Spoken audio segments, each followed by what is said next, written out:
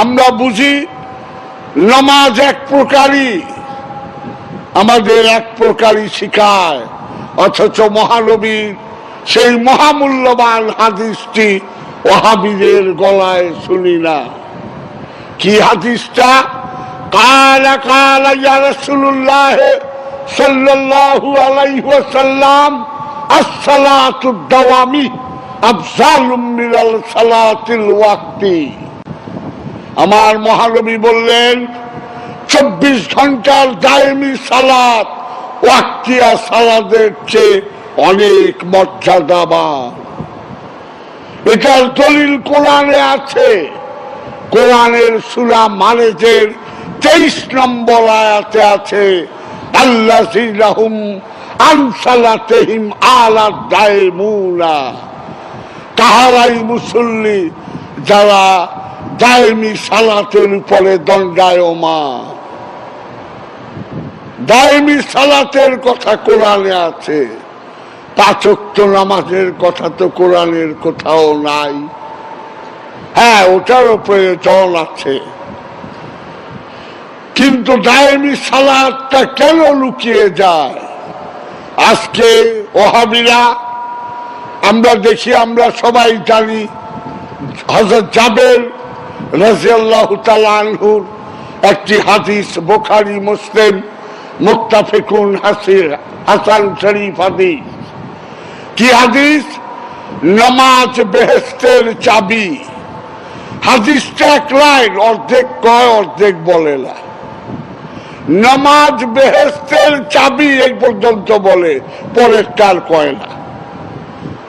নামাজ বেহেশতের চাবি এবং নামাজের চাবি তাহারা, মানে পবিত্রতা। পবিত্র নামাজ বেহেশতের চাবি। আর মৌলবীরে কয় অজু গোসল করে রাখেন, তাই তো পবিত্র। আমি যে আল্লাহ মানে না, তারা যে পানির 7 বার ডুবাইও ই করি, আর মনের পবিত্র কেমনে করুম মৌলবী সাহেব? উপরে দিয়া তো সাবান বৈশা ডালে পরিষ্কার করলাম, ভিতর পরিষ্কার করব কেমনে? এই ভিতরের পঙ্কিলতার মুক্ত করে পবিত্র হলেই ওটাই হয় নামাজ। তাই বলছে নামাজ বেহেশতের চাবি এবং নামাজের চাবি তাহারাত, পবিত্রতা, এটা বলা হয় না। এরকম বহু জিনিস লুকিয়ে যাওয়া হয়। তো সাইনবোর্ড তো সত্য না। আজ আমি জাহাঙ্গীর হেলাল উদ্দিনের ঘরে জন্মগ্রহণ করছি, উত্তরাধিকার সূত্রে আমি মুসলমান। তাই আজকে আমি কোরআন হাদিসের কথা বলতেছি। আজ যদি আমি হরিমোহনের ঘরে জন্মাইতাম, তাহলে আমার নাম হইতো জগৎ মোহন। আজ আমি কোরআন হাদিসের গবেষণা করতাম না। আজ আমি গীতা, সামবেদ, ঋগ্বেদ, যজুর্বেদ, অথর্ববেদ, ঈশ উপনিষদ, কেন কত তৈতরীয়, ঐতরীয়, পদ্মেশ্বর, কুণ্ডেশ্বর উপনিষদ, রামায়ণ, মহাভারত, চণ্ডীপাঠ পাঠ করতাম। তাহলে আমি যে হরিমোহনের ঘরে জন্মাইলাম, জন্ম মৃত্যুর মালিক তো আল্লাহ, হায়াত মৌতের মালিক আল্লাহ। আমার বাবার জন্ম দিবার শিলা মাত্র, আমি এটা মনে প্রাণে মানি। কারণ অনেক বন্ধাত্ম রোগী আছে যাদের সব ঠিক আছে, তারপরেও বাচ্চা হয় না। সুতরাং এই জন্মটাই আমার জন্ম তকদির। এই তকদিরকে খণ্ডন করতে হবে, এই তকদিরকে সার্বজনীন করতে হবে। আজ আমাদেরকে গালি শিখায় হিন্দুরা ভালো না, আবার হিন্দু পান্ডা পুরোহিতরা শিখায় মুসলমানরা ভালো না।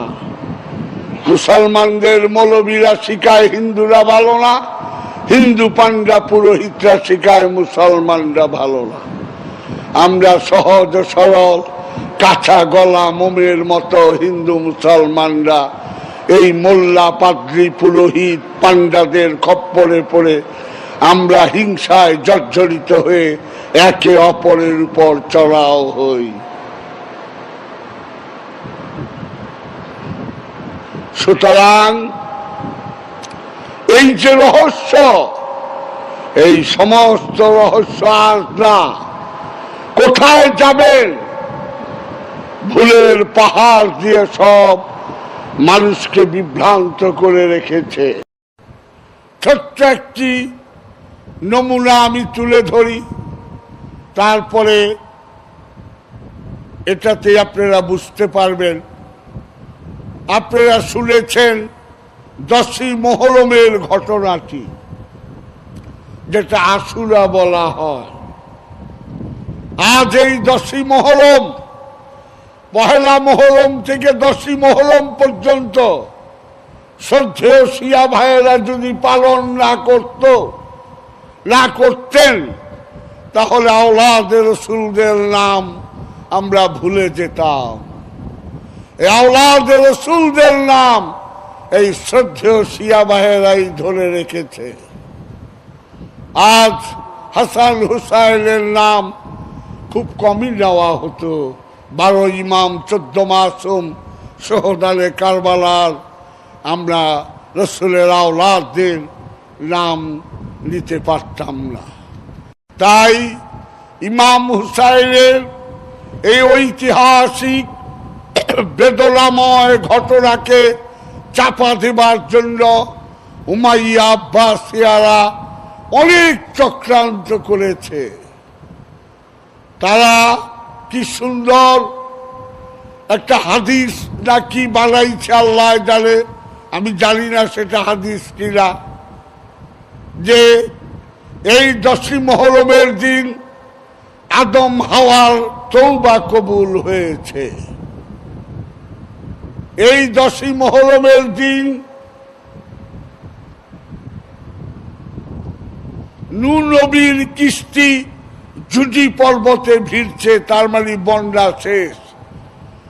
আচ্ছা, এই 10ই মুহররমের দিন যদি আদম হাওয়ার তওবা কবুল হয়ে মিলন হয়, এটা তো খুশির ঘটনা।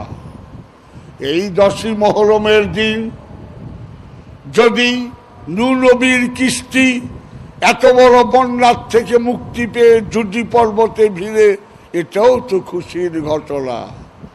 এই 10ই মুহররমের দিন ইব্রাহিম নবীকে নমরুদ আগুনের কুণ্ডে নিক্ষেপ করেছিল।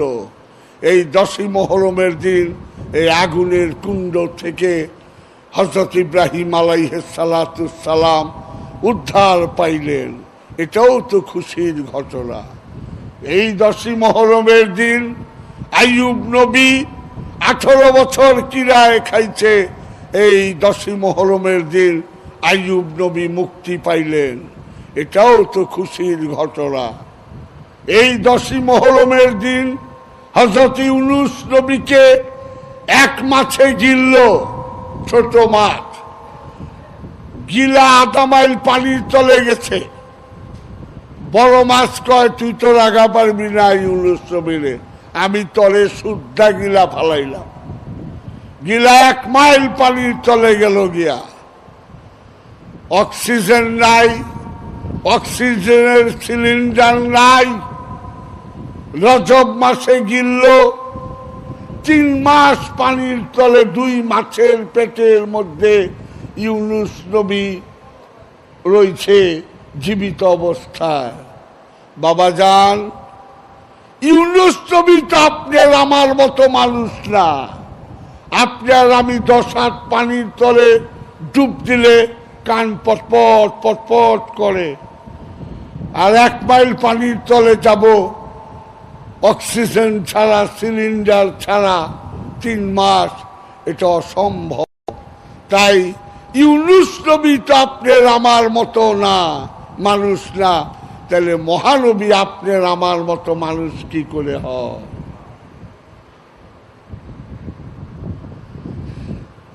সেই ইউনূস নবী 10ই মুহররমের দিন 2 মাছে বমি করে দিল।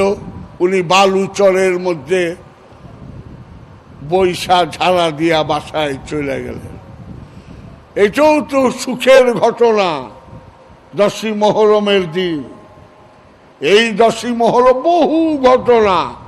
এই 10ই মুহররমের দিন 2500 নবীর জন্মদিন। একটা দুইটা নবী না, 2500 নবীর জন্মদিন এই 10ই মুহররম।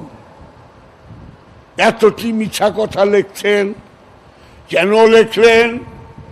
ভবিষ্যৎ প্রজন্মের মুসলমানেরা হায় হোসাইন হায় হাসান করে কানবে আওলাদে রাসূলদের। তাই এটাকে মাটি চাপা দিবার জন্য এতগুলো ঘটনা বলা হলো। 10ই মুহররমের দিন 2500 নবীর জন্মদিন। 2500 নবীর সামনে আওলাদে রাসূল হোক না, নবীর সামনে আবার ইমাম হুসাইন কি, তাও একটা দুইটা নবী না, 2500 নবী। দেখেন কিরকম বানাইছে। এখন আমি যদি প্রশ্ন করি যে আদম হাওয়ার যে তওবা কবুল হয়েছে 10ই মুহররমের দিন,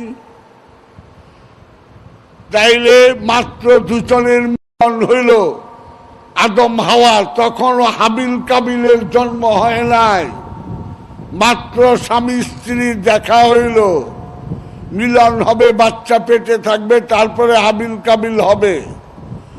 এই 10ই মুহররমের দিন 25,000 বছর আগে, এই ঠিক 10ই মুহররমের দিন আদম হাওয়ার তওবা কবুল হয়েছিল।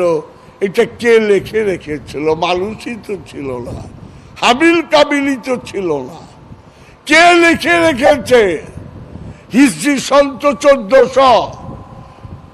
তারপরে প্রচলিত ক্যালেন্ডারের মধ্যে পুরাতন হলো গ্রেগরিয়ান ক্যালেন্ডার 2009 সাল। তারপরে নেবুকদনেজারের ক্যালেন্ডার নাই, মিশরের ফেরাউনদের ক্যালেন্ডার আর নাই, পুরাতন ক্যালেন্ডার 2009 সাল। তাহলে হিজরি সনের জন্মই হয় নাই। হিজরি সনের জন্ম হইলে মুহররম মাস আসে, মুহররম মাস আসলে 10ই মুহররম হয়। আমাদের সরল সহজ মুসলমানদের ধোঁকাবাজি দিয়া বলে 10ই মুহররমের দিন আদম হাওয়ার তওবা কবুল হয়েছে, অথচ মানুষেরই জন্ম হয় নাই, হাবিল কাবিলই হয় নাই। কে লিখলো তাইলে? হিজরি সনেরই জন্ম হয় নাই। আপনার এই ইংরেজি সন যে 2009 বছর, এইটারও জন্ম হয় নাই। কেমনে লিখলো? নূহ নবীর কিস্তি জুটি পর্বতে ভিড়ছে 22,000 বছর আগে। আচ্ছা, কেউ নাই, কে লিখলো? ক্যালেন্ডার নাই। আবার ঠিক 10ই আরণ্য তারিখে না, আইয়ুব নবী কিরায় খাইল 18 বছর, 10ই মুহররমের দিন উনি মুক্তি পাইলেন। কি সুন্দর কথা, খুশির কথা। ইব্রাহিম নবী আগুনের কুণ্ডুর থেকে বাঁচল এই 10ই মুহররমের দিন। কি খুশির খবর। ইউনুস নবীর 2 মাছে গিলল রজব মাসে, মুহররম মাসের 10 তারিখে তারে বমি কইরা দিল, বাইচা গেল। খুশির খবর। এতে উমাইয়া আব্বাসিয়ারা শান্তি পাইতেছিল না। লেখো, এই 10ই মুহররমের দিন 2500 নবীর জন্মদিন। 2500 নবীর সামনে যত বড় আওলাদে রাসূল কিচ্ছু না। সুতরাং মুহররম মাসে বিয়া করণ যায়, সব কিছু করণ যায়। আরে মুহররম মাসে বিয়া হারাম, জাউরা সন্তান হবে। ছি ছি ছি ছি। এই ইমাম হুসাইনের কারবালার দুঃখ বেদনার ঘটনাকে চাপা দিবার জন্য উমাইয়া আব্বাসিয়াদের এই অপকৌশল। সব খুশির দিন, সব খুশির দিন। এক মহানবীর কলিজার টুকরা ইমাম হুসাইন সম্বন্ধে মহানবী বলেছেন, হুসাইন মিন্নি ওয়া আনা মিনাল হুসাইন, হুসাইন আমার থেকে আসছে, আমি হুসাইন থেকে এসেছি। সেই ইমাম হুসাইন তার দুঃখ বেদনাকে চাপা দেবার জন্য ২৫০০ নবীর জন্মদিন করছ। সবই খুশির ঘটনা। এক পোড়া কপাইলা ইমাম হুসাইন এই ১০ই মুহররমের দিন সপরিবারে কারবালায় শাহাদাত বরণ করে। এইটাকে মুসলমানদের চোখটাকে অন্যদিকে ফিরিয়ে নেবার জন্য এই অপকৌশল। আরেকটা প্রশ্ন, ২৫০০ নবীর জন্মদিন ১০ই মুহররম মেনে নিলাম। আচ্ছা, লেটেস্ট নবী আমার মহানবী মুহাম্মদুর রাসূলুল্লাহ, এখনো ১৫০০ বছর হইতে ২০-২২ বছর বাকি আছে।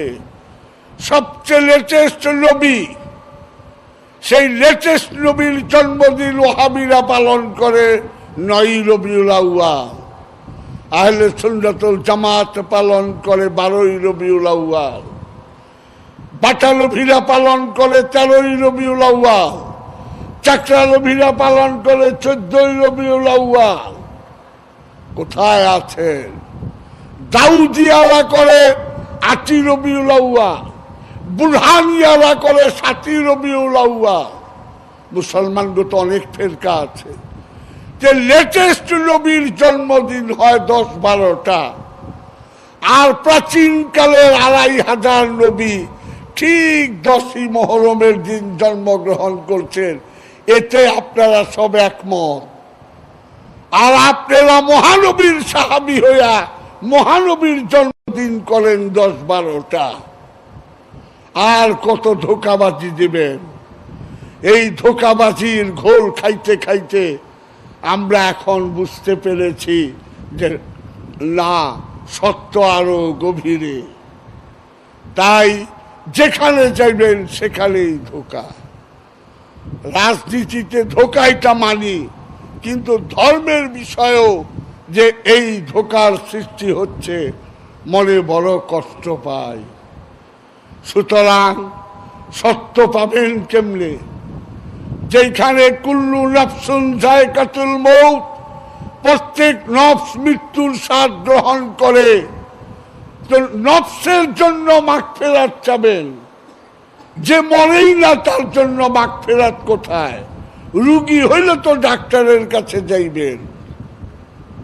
তো নফসের মাগফিরাত না চায়া আজও বাংলার বুকে আমরা মুসলমানরা বলি রুহের মাগফিরাত চাই। ছি ছি ছি ছি ছি।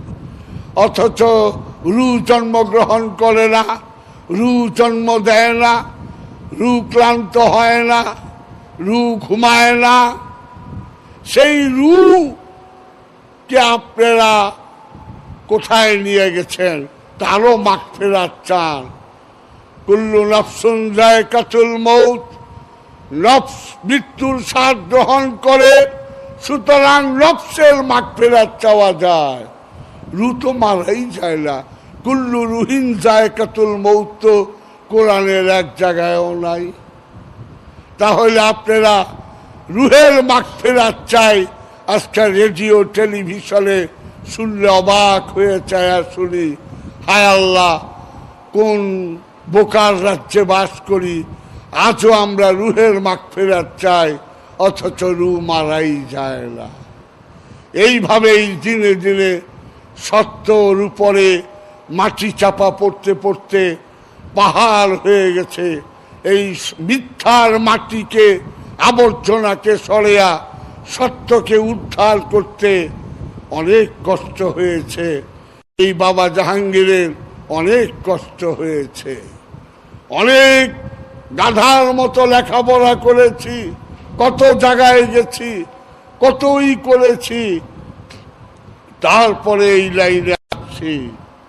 তাই আমার কাছে যে মুরিদ হয়, আমি কিছুক্ষণ তার দিকে ফেল ফেল করে তাকিয়ে থাকি, কত জনম পরে তুই আমার কাছে আসলি। আমি এখানে বলতে পারলাম না, কারণ এটা ক্যাসেট। ধ্যান সাধনা করেন, শুধু আধ্যাত্মিক জগতের জিনিসই পাবেন না, খোদার কসম রসুলের সাফায়েত পাবো না, বস্তুও পাবে। বস্তুও দেয় খিজির নিজ হাতে, চাও কি চাও, অবাক হয়ে যায়। এত সুন্দর ওজিফা, যদি কারো ইচ্ছা হয় একটু ধ্যান সাধনা করবার, মাত্র 120টা দিন। কত কষ্ট করে স্কুলটা বানিয়েছি আমি, 25 বিঘা জমির উপরে 55 বান ঢেউ টিন দিয়ে ঘেরাও দিয়া প্রথম টিনের ঘর করছিলাম। 1 মুড়ি 8-9 লক্ষ টাকা খরচ করে সেটা 3 শেড বিল্ডিং করে দিছে, অপূর্ব। তা আমি সবাইকে অনুরোধ করি, আসুন, সত্য যদি জানতে চান তাহলে আসুন, আমার কথা মতো আমি যেভাবে বলি সেইভাবে মাত্র 4 মাস মোরাকাবা করেন। আইনুল ইয়াকিন, চোখে যখন দেখবেন, চোখে দেখার বিষয় অস্বীকার করা যায় না, বইয়ের পড়াটা অস্বীকার করা যায়, কিন্তু চোখে দেখলে অস্বীকার করা যায় না। 4টা মাস করেন, যদি কিছু না পান, খোদার কসম এই দরজার সামনে দাঁড়িয়ে বলবেন, বাবা জাহাঙ্গীর আমি কিছু পাই নাই, আসসালামু আলাইকুম, আমি চলে যাই, আমি মাথা নিচা করে থাকব। তাই আসুন, আমারও বয়স অনেক 71 হয়েছে, আর কয়েকদিনই বা বাঁচব। একদিন হয়তো আমার এই পরে মানুষ কানবে। হ্যাঁ, আমারও কিছু খলিফা রয়ে গেল, যারা এই স্মৃতির কোঠায় এটা চিরস্থায়ী করে রাখবে আশা করি। তাই আমি বিদায় বেলা এইটুকুই বললাম, কথা কতগুলো শিখাতো লাভ নাই, প্র্যাকটিক্যালে আসেন। তাই এক দার্শনিক বলেছিলেন, faith is meaningless without any actual practice. বিশ্বাসের 4 পয়সাও দাম নাই যদি বাস্তবে না দেখি। আসেন, দেখেন সত্য আছে কিনা। এইটুকুই আমি অনুরোধ করে এইখানেই শেষ করে দিলাম। আসসালামু আলাইকুম।